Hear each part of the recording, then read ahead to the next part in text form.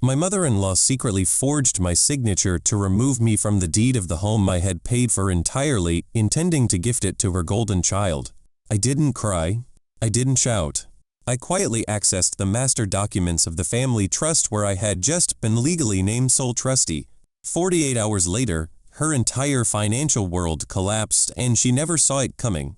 It is a strange, suffocating thing to marry into a family where you are viewed not as a person, but as a resource. When I married my husband, David, 8 years ago, I didn't just say my vows to him. I inadvertently chained myself to his mother, Eleanor, a woman who viewed her children's assets as her own personal piggy bank and treated basic human decency as a transactional coup. RNC she rarely dispensed. I was a successful forensic accountant, bringing a substantial portfolio and a rock-solid credit score into the marriage. David was a good man, but he was permanently tethered to the gravitational pull of his mother's demands. He was the workhorse, the reliable one, the son who could always be guilted into fixing her roof, paying her property taxes, or co-signing a loan. And then there was Marcus.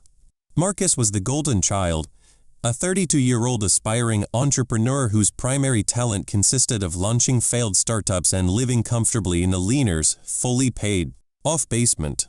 In Eleanor's eyes, Marcus was a misunderstood genius, a victim of circumstance who just needed one more investment, one more break, one more massive infusion of cash to finally eat it big. David and I were simply expected to be the silent sponsors of Marcus's delusions. The dynamic was established early on, a slow drip of psychological manipulation that I tolerated far longer than I should have. I swallowed my pride and bit my tongue at every family gathering to keep the peace. I watched as Eleanor systematically ignored my boundaries, showing up unannounced at our home, rearranging my furniture, and making passive-aggressive comments about my career. When our daughter, Chloe, was born, I naively thought things might change. I thought the arrival of her granddaughter would soften the sharp, bitter edges of Eleanor's personality. Instead, Chloe was entirely eclipsed by Marcus's twin boys from a previous relationship, the undeniable golden grandchildren. Eleanor would arrive at our house for Sunday dinners empty-handed, only to spend the entire evening talking about how expensive it was to buy school clothes for the twins, casting pointed, lingering glances at my purse. Whenever I bought Chloe a new toy or enrolled her in a prestigious preschool, Eleanor would sigh heavily and lament how unfair it was that Marcus's boys didn't have the same privileges. She was a master of the victim narrative, constantly spinning a web of guilt that David inevitably got caught in. But the true poison in the well was the house. 3 years ago, David and I decided to buy our forever home, a beautiful 4-bedroom colonial in a quiet, highly sought-after neighborhood. I put down the entire 20% down payment from my personal savings money I had painstakingly accumulated before I even met David. Because I worked long, grueling hours at the firm and was heavily pregnant with Chloe at the time, Eleanor offered to help with the closing process. She was a retired real estate broker and a certified notary in our state, and she convinced David that she could save us thousands in administrative fees by handling the mountain of paperwork herself. I should have known better. I should have hired my own attorney.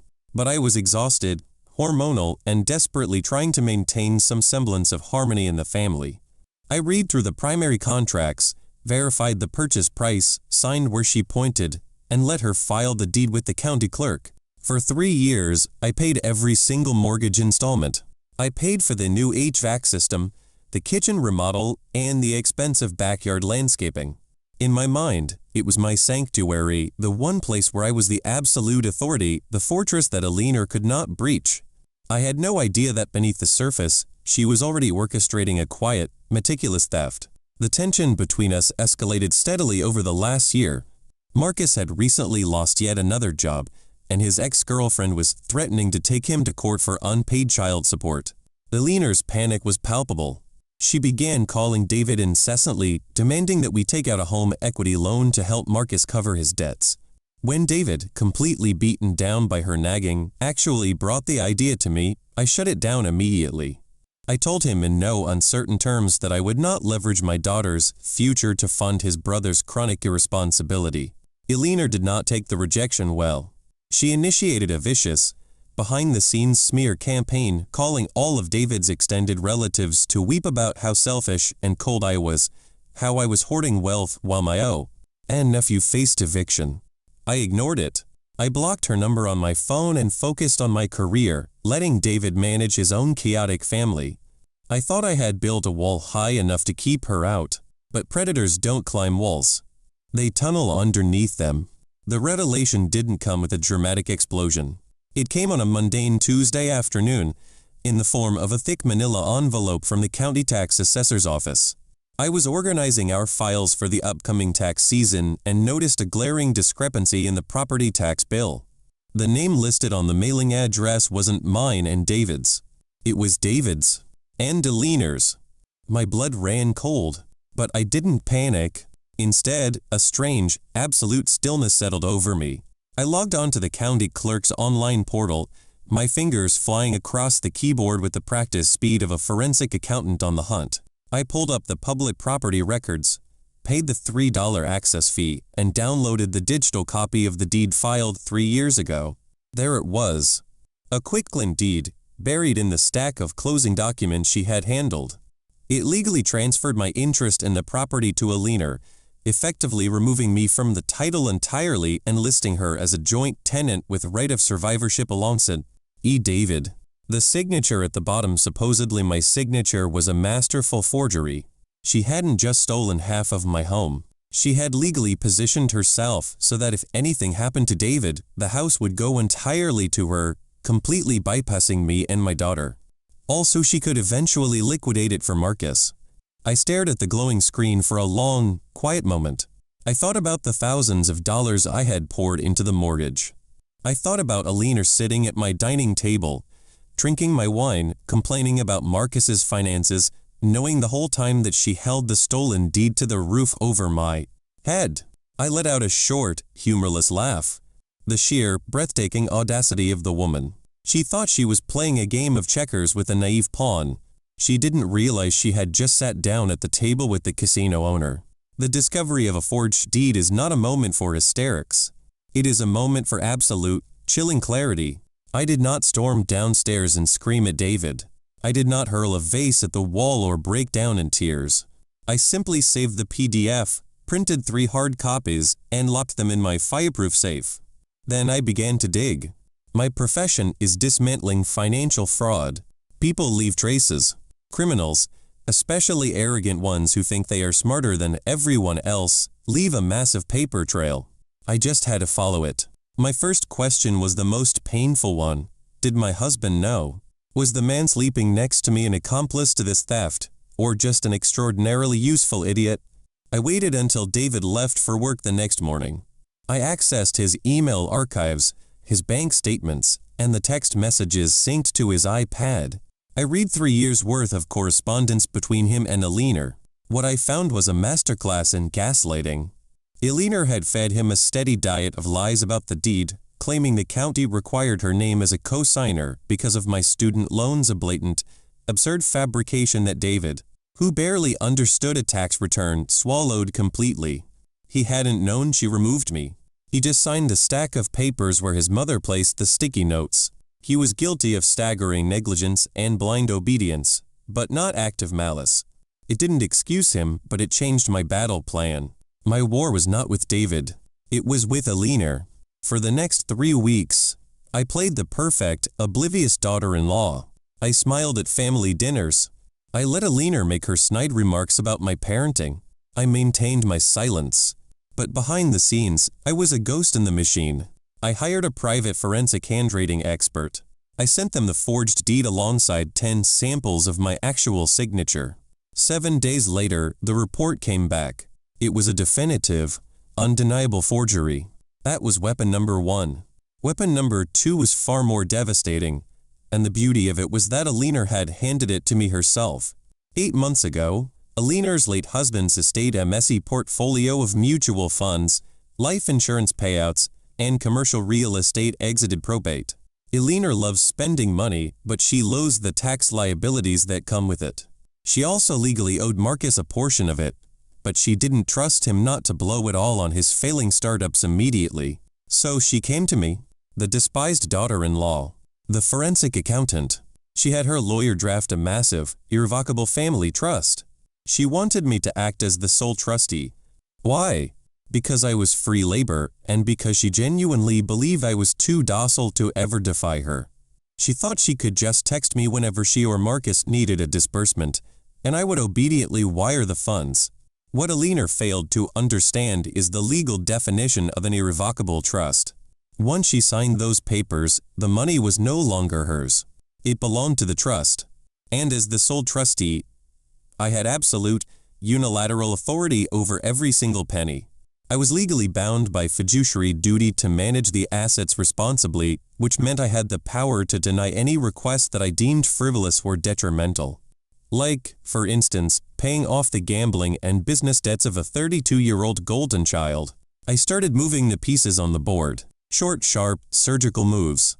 First, I rerouted all communications regarding the trust directly to my private office. I changed the access portals. I revoked Alina's viewing privileges. Next, I went to the bank. I opened a completely separate account in my name only. I transferred every dollar of my own salary out of our joint accounts. I canceled the credit cards David and I shared, leaving him only with his own modest income. If he wanted to fund his mother's lifestyle, he could do it on his own dime. My money was now behind a firewall. The final piece of the trap required timing. Marcus was facing a massive balloon payment on a high-interest business loan he had taken out for his latest disaster, a boutique dog-walking app that never launched. He needed $80,000 by the end of the month, or the bank was going to seize his assets, which included his car and the collateral Alina had foolishly put up. For weeks, Alina had been dropping hints that she would just have me wire the money from the trust. She assumed it was a done deal. The deadline for Marcus's loan payment was a Friday. Alina had organized a massive family dinner for that Thursday night to celebrate Marcus's new business pivot. She invited aunts, uncles, cousins, and her bridge club friends. She wanted a captive audience. She wanted to publicly demonstrate her wealth and generosity by announcing the trust disbursement in front of everyone, cementing her status as the savior of the family. She wanted an audience. I decided to give her a show. On the morning of the dinner, I drove to a top-tier real estate litigation firm. I sat down with a ruthless attorney named Vance. I laid the forged deed, the handwriting expert's sworn affidavit, and the complete financial records of my mortgage payments on his mahogany desk. I instructed him to file a quiet title action and a civil suit for fraud against Alina. Then, I drafted a formal letter of denial as the trustee of the family estate, officially declining the $80,000 disbursement for Marcus, citing his documented financial insolvency. I printed it on heavy linen paper. I slipped it into a crisp white envelope. The drive to Alina's house that evening was perfectly quiet. David chattered nervously about Marcus's new business pivot, completely oblivious to the radioactive payload I was carrying in my designer handbag. Before we even left our driveway, I packed my bags.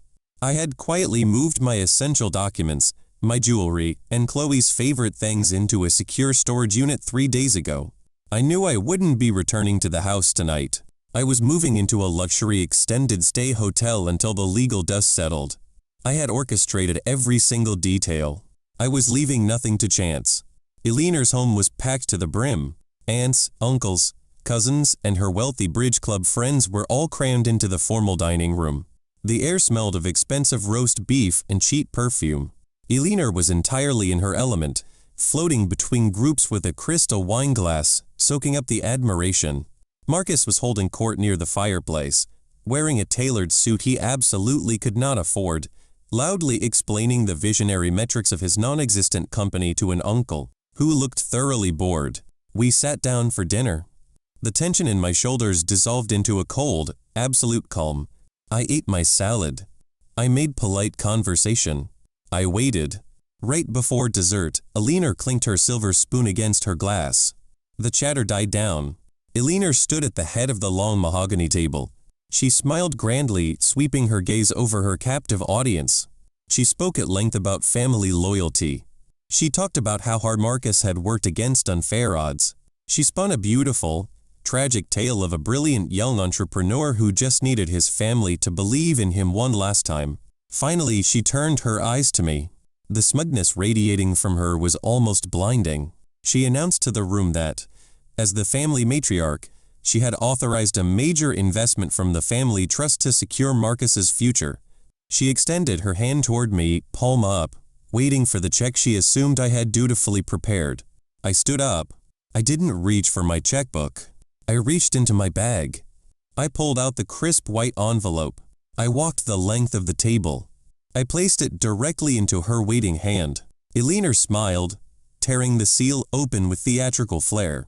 She pulled out the heavy linen paper. She adjusted her reading glasses. She began to read. It took exactly 10 seconds for her reality to fracture. Her hands began to shake. Her mouth fell open. The smug, triumphant smile slid right off her face, replaced by a mask of absolute horror. The room went dead silent. You could hear the antique grandfather clock ticking in the hallway. "What is this?" she whispered, her voice trembling. "It is a formal notice of denial," I said. I kept my voice steady. As the sole, legally appointed trustee of the irrevocable family estate, I am bound by strict fiduciary duty. I have reviewed Marcus's financial history, his credit score, and his outstanding debts. Disbursing $80,000 to an insolvent venture is a breach of my legal obligations. The request is permanently denied. Marcus dropped his fork. It clattered loudly against his china plate. "What? You can't do that. That's our money." "It is trust money," I corrected coldly, not breaking eye contact with Eleanor. "And I am the trustee. The bank will not be receiving a wire transfer tomorrow.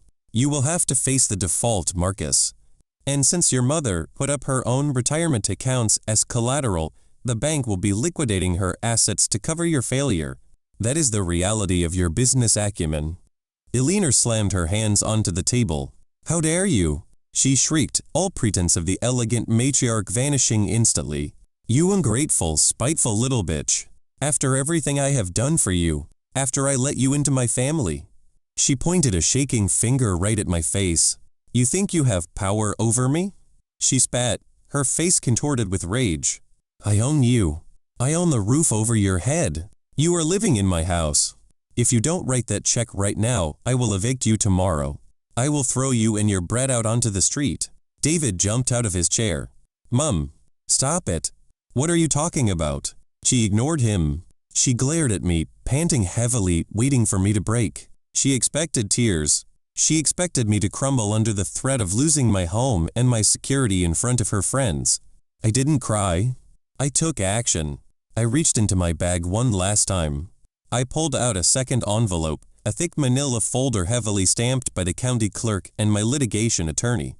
I tossed it onto the center of the dining table. It slid to a stop right in front of David. "Open it, David," I instructed. David, visibly shaking, opened the folder. He pulled out the documents. "That is a sworn affidavit from a certified forensic handwriting expert," I announced to the silent, staring room, confirming that my signature on the quitclaim deed filed 3 years ago is a blatant, criminal forgery. Eleanor and Marcus gasped. Their faces drained of color. "And behind that," I continued, my words clipping through the air like surgical steel, "is a copy of the civil lawsuit filed this morning in county court. I am suing you for real estate fraud, forgery, and financial damages. I have also filed a quiet title action to have the fraudulent deed immediately reversed." David stared at his mother, his eyes wide with betrayal. "Mom, you forged her signature? You stole our house?" Eleanor couldn't speak. She was hyperventilating, gripping the edge of the table to keep her legs from giving out. The entire extended family was staring at her in stunned, horrified disbelief. The grand illusion of the benevolent savior was dead. "The penalty for forging a real estate deed in this state is up to 10 years in prison," I stated, turning my back on her. "My attorneys have already forwarded the evidence to the district attorney's office. You aren't getting a dime from the trust. You are going to need every penny you have left to pay for a criminal defense lawyer." I walked to the front door. David called my name, his voice cracking, but I didn't stop. I stepped out into the cool night air. The reign of terror was over. The drive to the extended stay hotel was the most peaceful 30 minutes of my adult life. My phone, sitting in the cup holder, was lighting up like a slot machine. Missed calls from David, frantic text messages from Marcus. A voicemail from a leaner that started as a wet, theatrical sob and ended as a screeching threat. I didn't listen to it. I turned the phone on silent, pulled into the brightly lit parking garage of the Marriott, and checked into my two-bedroom suite. Chloe was already there, fast asleep in the second bedroom, having been picked up from daycare by my sister earlier that afternoon. I poured myself a glass of sparkling water, sat on the balcony overlooking the city skyline, and finally took a deep, unobstructed breath. The war had officially begun, but for the first time in 8 years, I was the one dictating the terms of engagement. The next 48 hours were a masterclass in the anatomy of a smear campaign. When a narcissist's mask slips in public, their immediate survival instinct is to control the narrative. Elena couldn't unforge the deed, and she couldn't undeny the trust disbursement, but she could absolutely try to character assassinate the woman who exposed her. By Saturday morning, my inbox and social media messages were flooded with the predictable swarm of flying monkeys. Aunt Susan, the woman who had happily eaten my roast beef while Elena plotted my financial ruin, left a sprawling, tearful voicemail. She told me that while Elena had made a minor mistake in judgment, family was family, and threatening a grandmother with prison was an act of unforgivable cruelty. Uncle Richard sent a lengthy email lecturing me on the biblical principles of forgiveness, conveniently ignoring the biblical commandment against stealing. They were desperate to pull me back into the toxic ecosystem, because my refusal to play the victim disrupted their entire worldview. I didn't argue. I didn't defend myself. I established ironclad boundaries. I sent a single, uniform text message to every extended family member who reached out. Elena committed felony real estate fraud. The matter is now with the district attorney and my legal counsel. Any further attempts to contact me regarding this issue will be documented as harassment and forwarded to my attorney. Please respect my privacy. Then I blocked them all. I went strictly no contact. The silence that followed was exquisite. But there was still the issue of David. My husband had spent the last 8 years functioning as his mother's emotional shock absorber. Now, the shock was lethal and he didn't know how to process it. He showed up at the hotel lobby on Sunday afternoon, looking as though he hadn't slept in a week. His clothes were wrinkled, his eyes were bloodshot, and he had the frantic, desperate energy of a man watching his life burn down to the studs. I met him in the lobby cafe. I did not invite him up to the suite. "You have to drop the lawsuit," were the first words out of his mouth. He didn't ask how I was. He didn't ask how Chloe was. He just slid into the booth across from me and begged, "Please." She's terrified. She's talking about checking into a hospital for her nerves. She says she only put her name on the deed to protect the house in case you ever left me. She wasn't trying to steal it.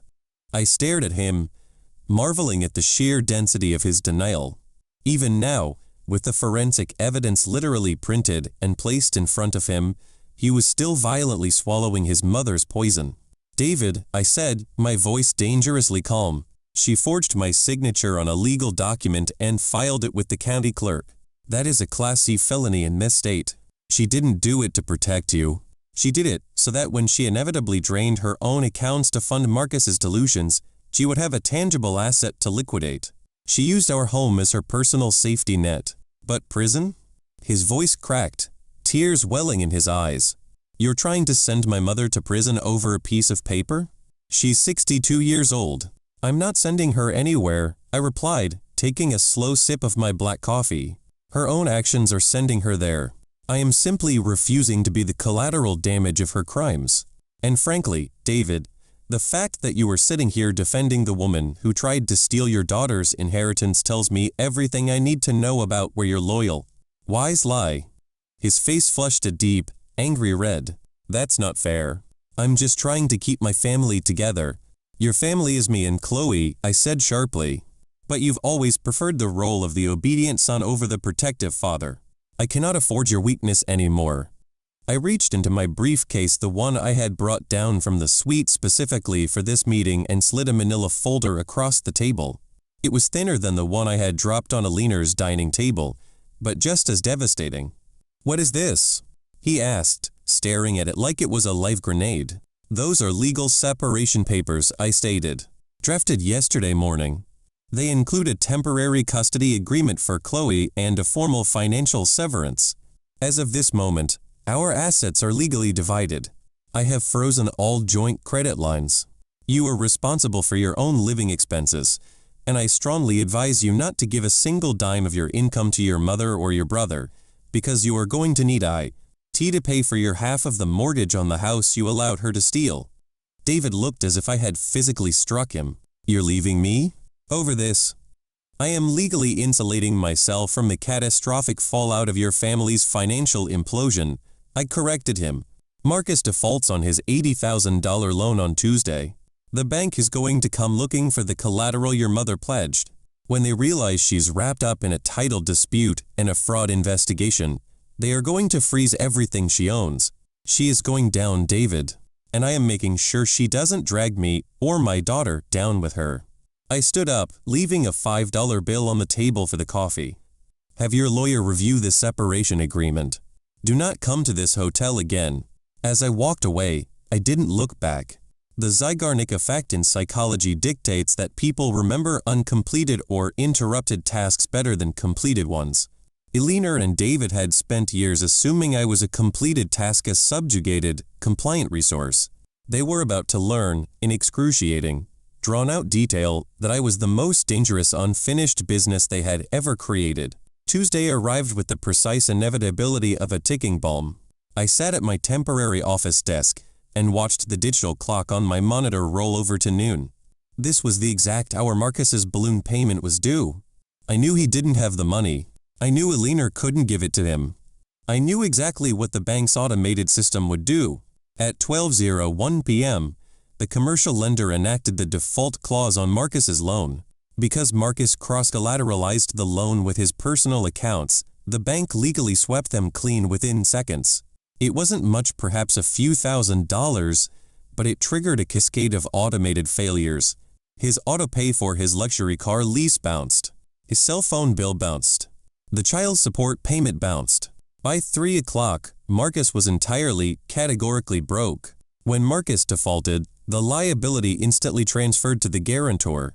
Eleanor had proudly put up her investment portfolio and a secondary credit line as collateral to secure her golden child's dream. Normally, the bank would simply liquidate her mutual funds. But these were not normal circumstances. On Monday, my attorney, Vance, secured an emergency injunction from the county judge based on the pending civil suit for real estate fraud. Because Eleanor illegally intertwined her assets with my stolen property, the judge ordered a temporary freeze on all her financial accounts. When the commercial lender tried to seize Eleanor's assets to pay Marcus's debt, they hit a solid brick wall. Her accounts were locked. The panic that set in when Eleanor realized her debit cards were declining at the grocery store was something I could only imagine, but the frantic emails forwarded to me by Vance painted a vivid picture. She had hired a discount strip mall attorney who immediately fired off a poorly spelled cease and desist letter to my firm, demanding I unfreeze her accounts and disburse the trust money.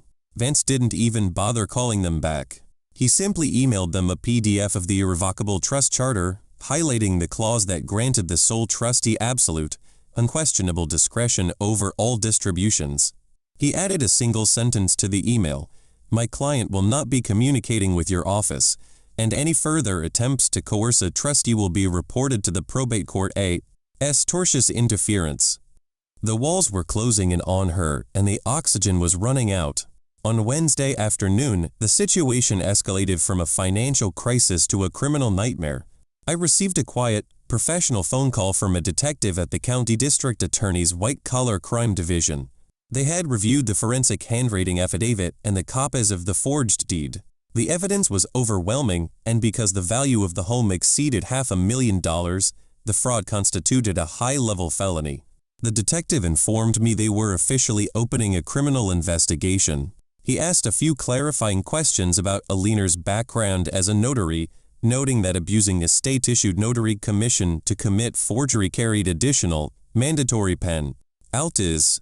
I answered his questions calmly, factually, and without a trace of emotion. I didn't gloat. I didn't embellish. I simply provided the paper trail. 2 hours later, 2 unmarked police vehicles pulled into Alina's pristine, manicured driveway. According to a highly agitated voicemail David left on my phone later that evening, which I transcribed and added to my legal file, without listening to his actual voice, the detectives didn't arrest her on the spot. They executed a search warrant. They seized her computer, her filing cabinets, and her physical notary stamp. They paraded boxes of her personal documents out the front door in broad daylight, right in front of the horrified eyes of her wealthy bridge club friends and her nosy neighbors. The humiliation was absolute. The grand matriarch of the family, the woman who had spent years crafting an image of flawless, untouchable superiority, was standing on her front lawn in her silk robe, weeping as detectives bagged her laptop as evidence. Marcus, true to his parasitic nature, immediately abandoned ship. When he realized his mother's accounts were frozen and she was facing potential prison time, he didn't stay to support her. He packed his expensive clothes into a duffel bag and fled to a friend's couch in the city, leaving Alina entirely alone in her sprawling house. He even had the audacity to text me, asking if I could just give him $5,000 from the trust under the table to help him get back on his feet. I let out a short, humorless laugh. I screenshotted the text, forwarded it to his ex-girlfriend's child support lawyer, and blocked his number forever. David was the last domino to fall.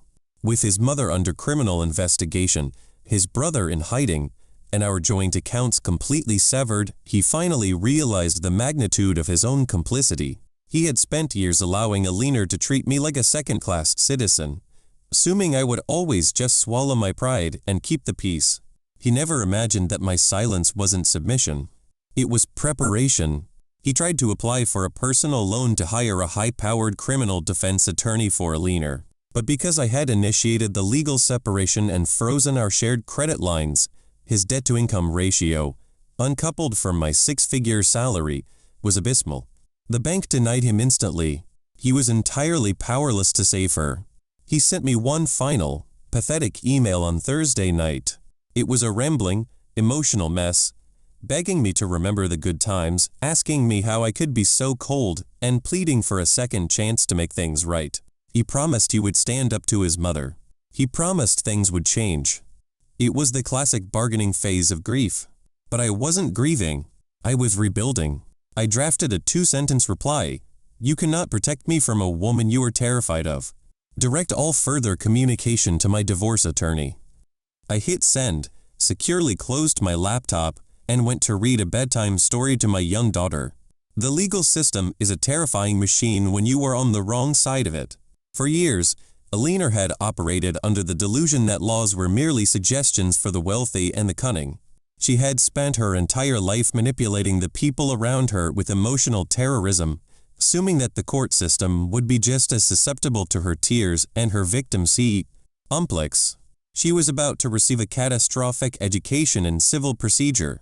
4 weeks after the dinner party, my attorney, Vance, filed a motion for summary judgment on the quiet title action.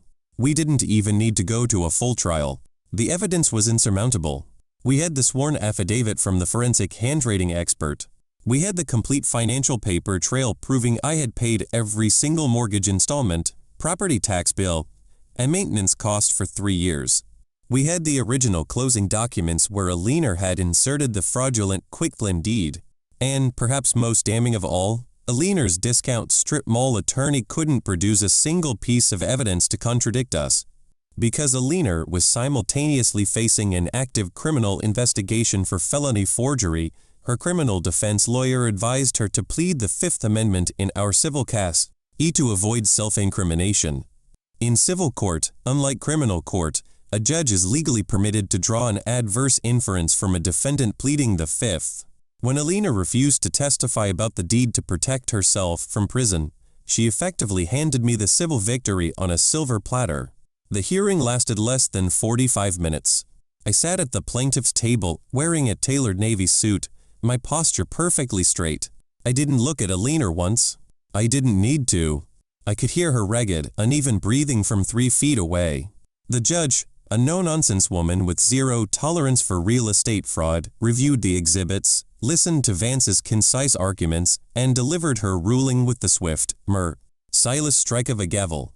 The fraudulent quitclaim deed was declared null and void. Sole legal title of the property was restored entirely to my name, as I had legally severed my financial ties with David. Furthermore, the judge ordered a liener to pay my legal fees, slapping a massive lien on her remaining frozen assets. Vance handed me the court order. I looked at the embossed county seal. It was the exact opposite of a forged document. It was absolute, undeniable reality. The fallout was swift and total.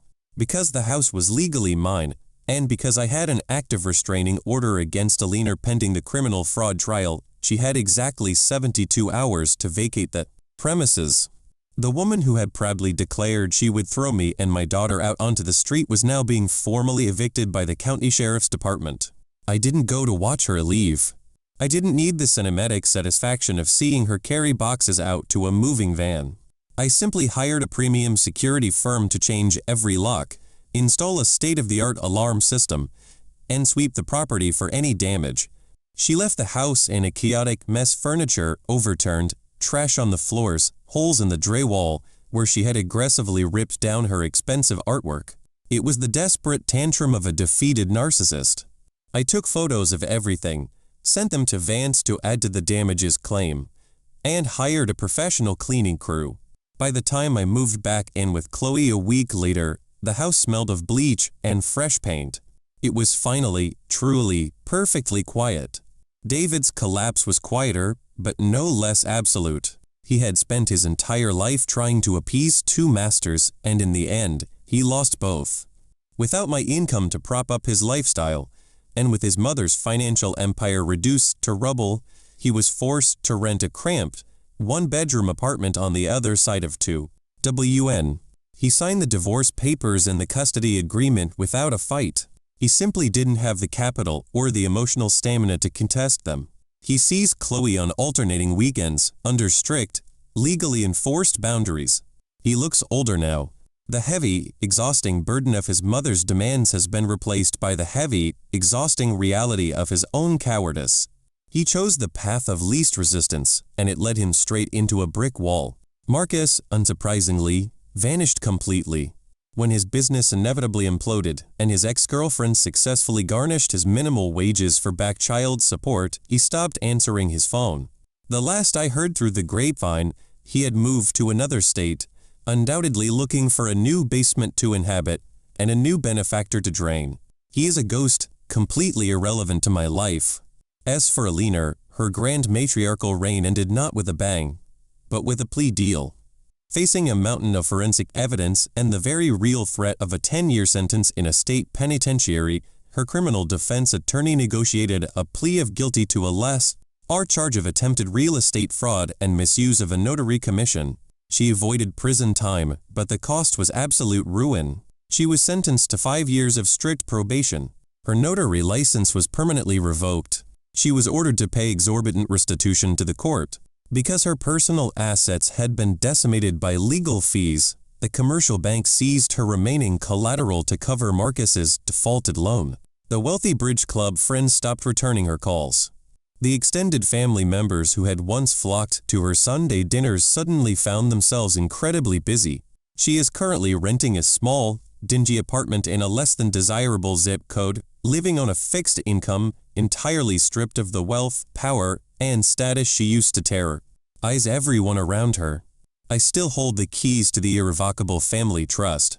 I manage the assets with cold, clinical precision, ensuring that the principal grows securely, entirely out of her reach. Every quarter, I receive an automated email from her new, very cheap lawyer, politely inquiring if the trustee might consider a small hardship disbursement for Alina's living in says. Every quarter, I draft the exact same response. I print it on heavy linen paper. I sign it with my genuine, verified signature. I do not provide explanations. I do not offer compromises. I simply state, in clear, unambiguous legal terms, that the request is denied due to the beneficiary's documented history of financial instability and criminal fraud. I drop it in the mail, go back to my beautiful, fully paid-off home, and play in the backyard with my daughter.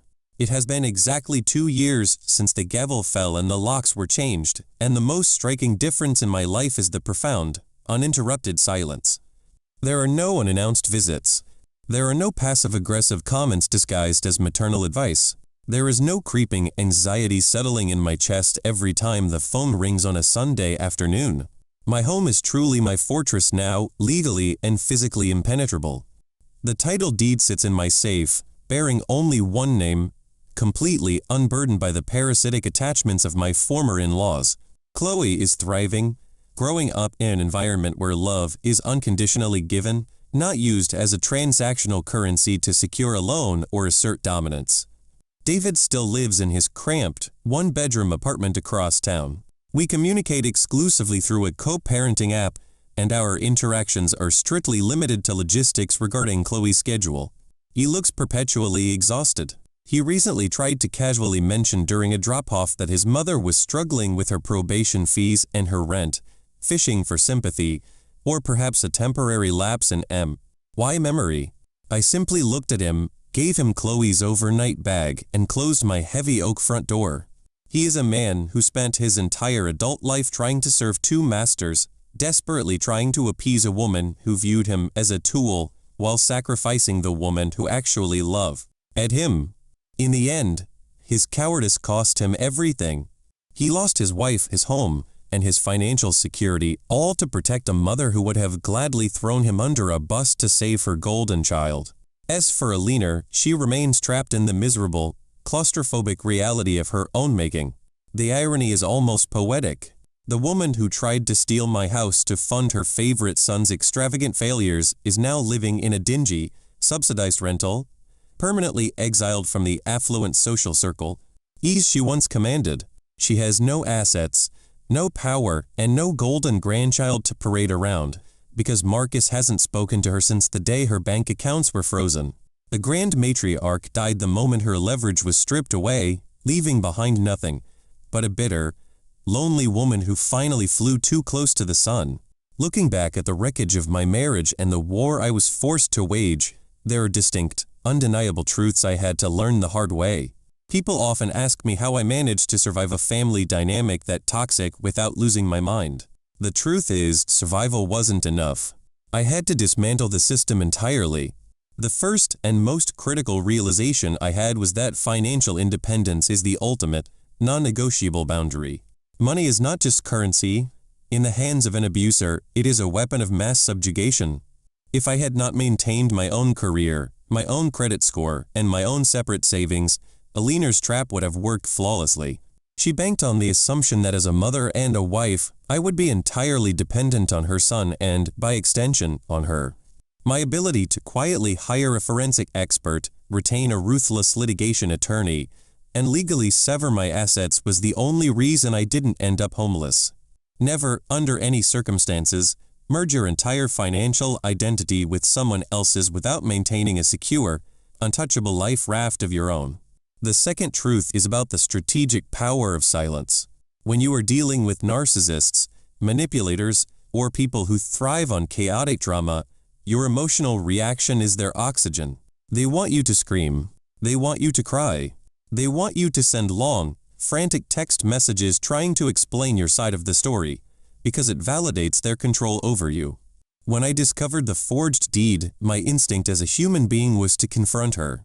But as a forensic accountant, I knew that warning your enemy is the fastest way to lose the war. Silence is not submission. Silence is preparation. By refusing to give Alina the dramatic confrontation she craved, I kept her completely blind to the legal avalanche I was building above her head. Let them think they have won right up until the moment the handcuffs click. The third lesson is one that society desperately tries to program out of us. DNA does not excuse abuse, and forgiveness is not an obligation. For years, David and his extended flying monkeys tried to weaponize the concept of family against me.